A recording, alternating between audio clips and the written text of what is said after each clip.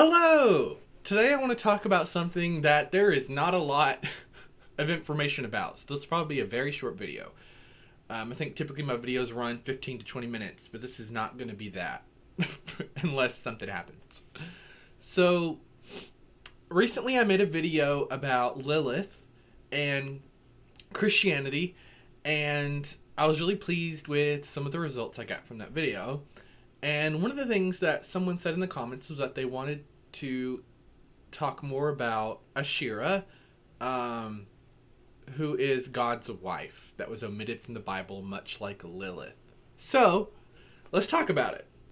Now, again, unfortunately, there's not much at all, but as someone, probably you too, who has spent a lot of time researching Celtic mythology, Celtic history, you get used to not knowing a lot. So Asherah, I have seen sometimes people call her Kasha. She has a lot of variants on her name that are almost like Asherah. But almost every god does have a variant on their name. So, yes, Abrahamic mythology. Asherah,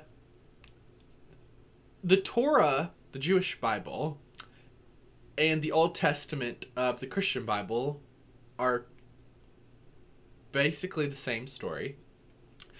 And in the original, unedited Torah, there are references to God having a wife, much like man.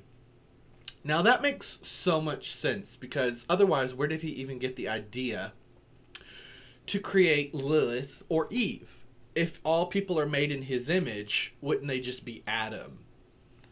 Where did he even get the idea of a womanly figure? Well, if he had a wife, if there was a goddess, a great goddess, then that would make sense. However, she was omitted.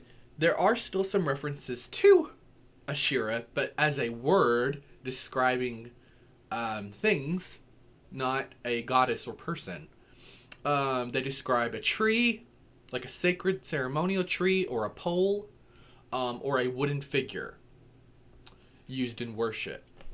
Now, we can pretty much say that those three things were probably things that were used to venerate Asherah, because there is talk of a temple that was devoted just to Asherah and one just to Yahweh/Jehovah,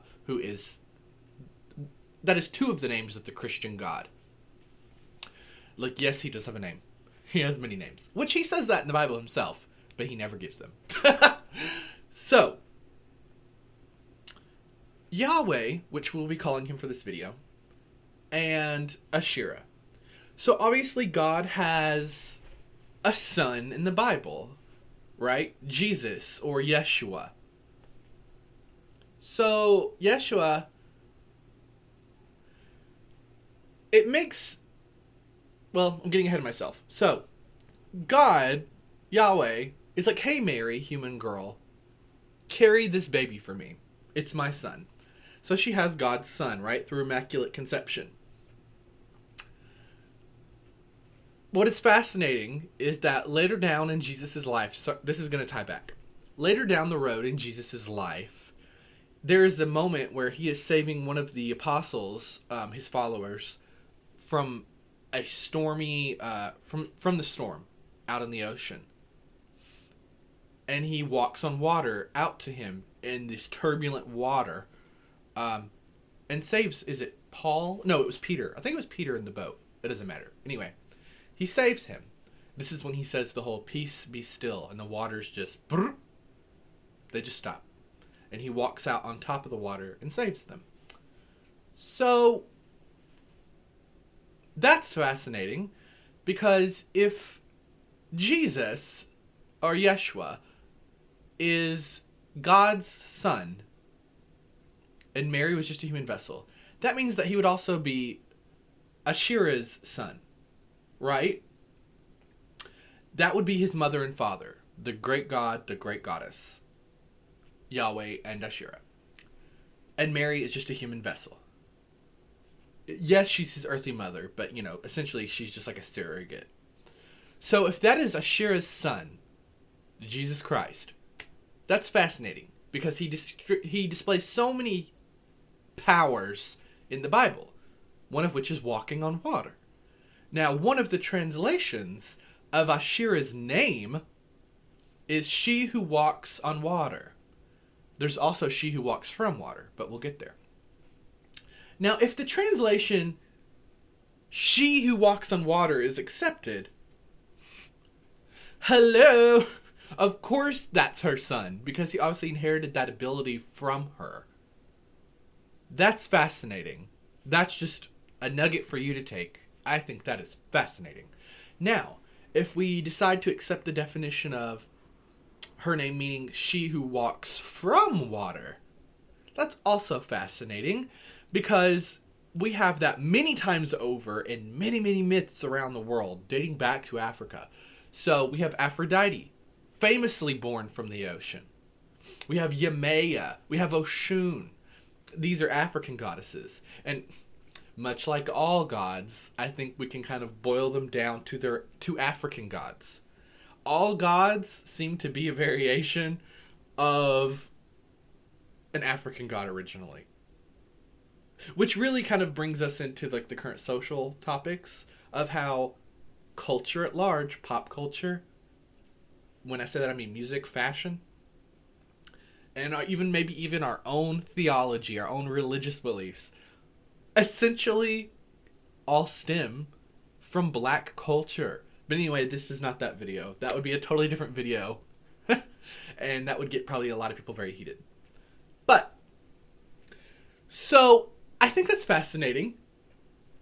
That she would share an ability with Jesus Christ like that. And that she was born of the water, maybe. She came out of the ocean like, hey, I was in there the whole time. So that makes you think that she's some kind of like a siren, a mermaid, a marrow, all kinds of things. Now, we don't have any specific associations with Asherah that she presided over, such as, like Aphrodite being over love and beauty. We don't really have associations like that with Asherah. However, to be fair, we don't have associations like that with Yahweh, the Christian God, either, right? He is the God, period. He is the God above all other gods. He has every power there is known. He is omniscient. He is omnipotent. Well, then so should Asherah, right? That's his wife. And originally, before Eve, men and women were equal. So, she should be an all-powerful deity as well. So she really shouldn't probably have her own specific associations if she is this all-powerful creatrix of the universe like him. Because in theory, she would have helped him make all that. So, which would be interesting to see. Did she rest on the seventh day or not? Who knows? Anywho. Fascinating. An all-powerful woman, in the universe. Unfathomable in Christian mythology. But it was there. So, that's essentially it. That's really all we know about Asherah. Is that she was God's wife. And other than that, you have to fill in the gaps with historical pieces, like artifacts we have found through archaeology, and also from mythological comparisons. It's incredibly infuriating that Lilith and Asherah were eliminated from their own mythology. It's incredibly infuriating that the Canaanites, the Semites, whomever, decided to move away from an equal culture or from a matriarchal culture, that they decided to move to a toxic patriarchal culture which snowballed into the world that we have today. It's infuriating. However, I plan on trying to work with Asherah soon, just to contact her, say what's up, hello, hi. Because that's just something I feel to do. If and when she gives me the time of day, because there's no guarantee when working with deities. If what transpires between us is not too private or personal, I will share. in another video my experience from working with Asherah. However, no promises. So, Asherah, all-powerful goddess. Fascinating, fascinating, fascinating. Anywho, that's it.